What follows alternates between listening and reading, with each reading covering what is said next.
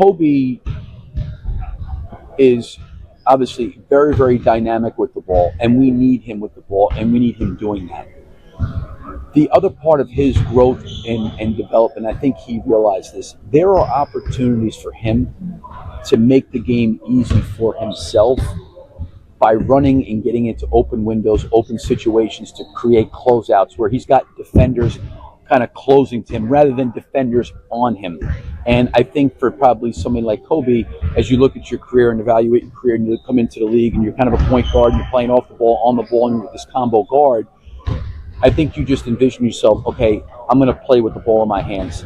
And I think as he's gotten better, he's become a different priority for teams around the league in terms of trying to stop him.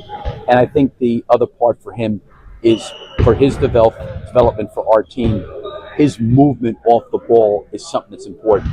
It's not necessarily about, hey, let's move him off the ball, as much as when he's off the ball, he's got to generate and create opportunities for himself without quote-unquote play calling. Like maybe running to the corner or getting out in transition, getting up the floor. And I get it. Like there's times, he may be a little bit tired and it's like, you know what, I'm going to take this one off.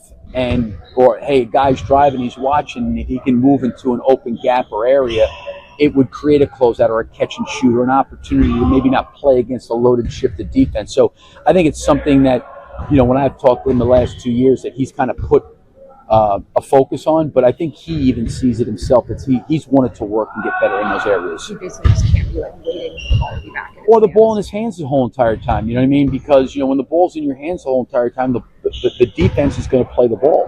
So if Isaiah Okoro has it, or Vooch has it, or Modest has got it, and there's some kind of penetration or drive, or there's some kind of play that they're making, the defense is going to rotate to that. There are opportunities on the perimeter to move into areas of the floor where that ball may find you, and now you're playing in a game that becomes a little bit easier.